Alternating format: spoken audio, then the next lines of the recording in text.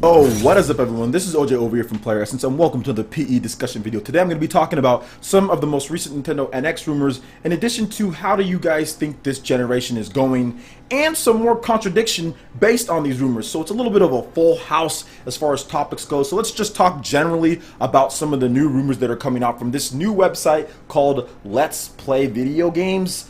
Apparently they've worked in the industry for a while. I noticed some of the names, but they talk about the thickness of the actual prototype, quotations prototype, of the Nintendo NX controller or handheld or whatever you want to call it. They detail once again breakable controllers or detachable controllers. They talk about 32 gigabytes of internal storage. It talks about a screen, just normal stuff that we've heard before. Nothing too crazy, nothing too out there. But once again, you can choose to believe the rumors or not. But then again, there was another rumor from Emily Rogers, which is where the contradiction comes in, is that if this system was purely supposed to be some type of just portable system that you can play as a console, so it's a hybrid, yet Emily Rogers says that they are supporting the Nintendo 3DS through 2018. For what we know from right now is that Nintendo does have games coming to the Nintendo 3DS pretty much to 2017. There are titles for 2016, and I think there are even titles for 2017. I have to double check on that, but I'm pretty sure Nintendo is going to have something.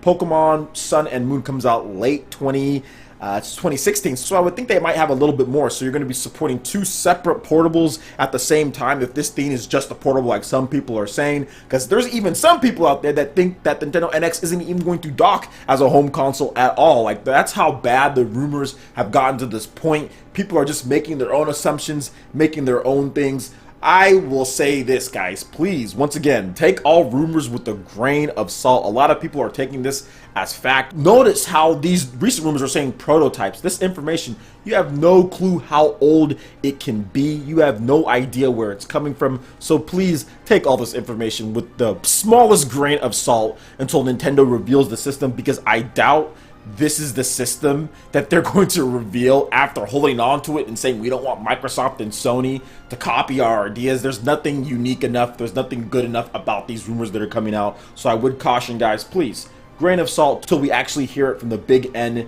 themselves. But I did want to talk about one more thing in this video, and it's just what I mentioned on my live stream for Resident Evil 4 last night on the Xbox One. I talked about how this generation has been somewhat of a disappointment to me so far. Just because if you look at the games across PS4 and Xbox One, Wii U, and if you want to include PS Vita and 3DS, you can include that. But I'm mainly talking about the home console generation. I think it's been a big disappointment.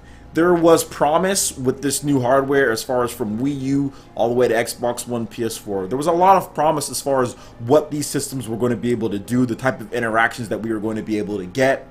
And I think nobody has truly lived up to their potential or even lived up to what they felt that they could do at this point. Yes, I know Microsoft and Sony have sold, okay, Sony has sold extremely well, but I don't feel like, looking at my PlayStation 4 library, I don't feel like there's so many amazing titles that really warrant all of these crazy sales. Yes, they have a bunch of great mainstream titles from Need for Speed, Madden, all that stuff that will sell your system. I understand that, and that's cool. I'm not hating on people who purchase the PS4 or Xbox One for those big mainstream hits.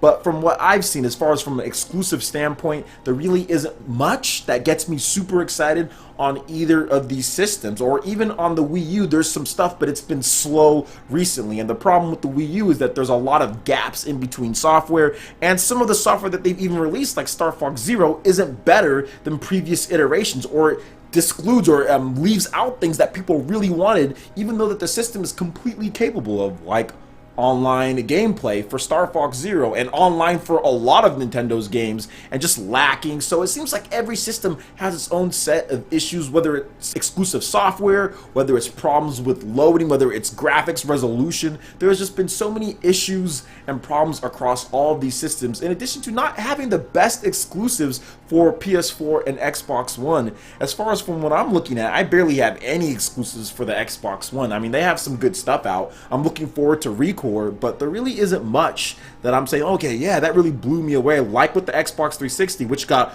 early exclusives that like blew me away. Like Mass Effect was an exclusive for the longest time. There were so many games on the Xbox 360 that I was like, oh yeah, that was great. Like Tales of Vesperia, yeah, Tales of Vesperia. They had Star Ocean. There were so many different things that came out earlier in the Xbox's life cycle that I was like, man, these are really great games. And I'm playing the newest Star Ocean, and I'm not sure if that's better than the previous one. So it's just, man, I don't know. I just don't feel like this generation has really lived up to its fullest potential. I don't think that these companies have done enough. There's great things that each of these companies have done. I think Nintendo has done a fairly good job with exclusives. There's some awesome games on the Wii U, but unfortunately, all I really play at this point on my Wii U is Super Smash Bros. That's all I play. Other than that, there's not really much coming out. There's only one game in the second half. I mean, killing off the Wii U this early, and pretty much 2015 was kind of a wash. That was really, you can see like, hey, things are kind of going to be slowing down from this point on, like a couple platformers, stuff like that.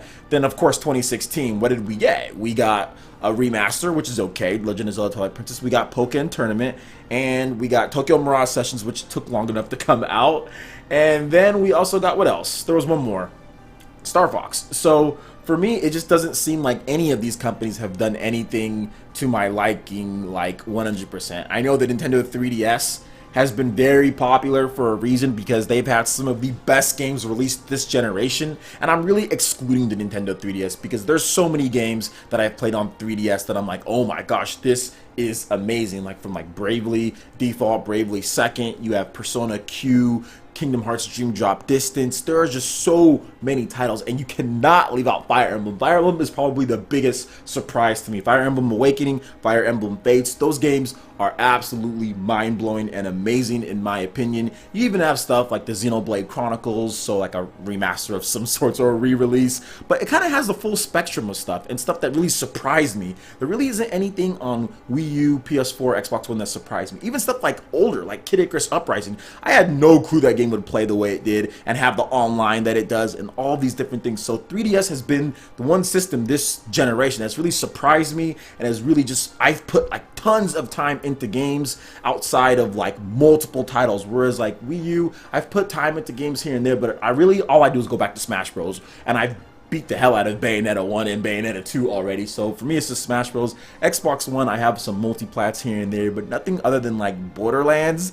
Nothing other than like Borderlands and like a couple other titles that I really put some time into, and even then it still has not been as much as like the Xbox 360 and PS3. And I also think that's why I've been playing so many remasters on PS4 and Xbox One from PS3, like Borderlands. I'm really into that. That might be my favorite Xbox One game released so far, just because it just seems like there's something missing from this generation, and last generation had better games and they're making them even better with remasters. So I think that's why remasters are really popular at this point as well. Even on the Nintendo Wii U, some of the remasters are the most popular games, like the Legend of Zelda remasters that they've gotten. So let me know what you guys think about this generation. How do you feel about it midway so far? I know we've got some big games like Final Fantasy coming out, and Kingdom Hearts should be coming out, and there's Final Fantasy VII Remake, and there's more titles. We have Nintendo NX coming up, but is the Nintendo NX and the Scorpio and the PS4 Neo, will those be the savior?